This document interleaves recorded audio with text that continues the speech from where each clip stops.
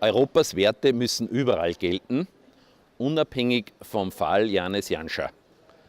Die Europäische Union wurde auf Grundlage unserer gemeinsamen Werte aufgebaut.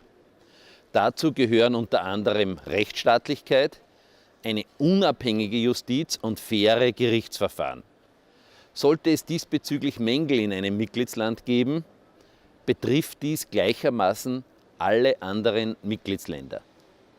Faire Verfahren sind in einer Demokratie von äußerster Wichtigkeit, nicht nur für das reibungslose Funktionieren eines Staates, sondern auch insbesondere für das Vertrauen der Bürger gegenüber den öffentlichen Einrichtungen. Ohne dieses Vertrauen verlieren wir an Legitimität. Daher sollte keine Regierung, unabhängig von Land- und Parteizugehörigkeit, versuchen, Einfluss auf Richter in ihrer Entscheidungsfindung auszuüben, um etwa politische Opposition einzuschüchtern.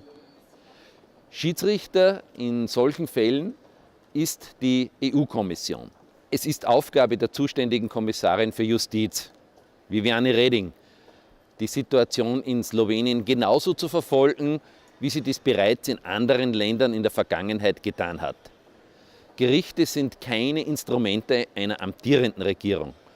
Die Kommission als Hüterin der Verträge ist dafür verantwortlich, sicherzustellen, dass wir EU-weit faire Gerichtsverfahren haben. Europa ist eine Wertegemeinschaft.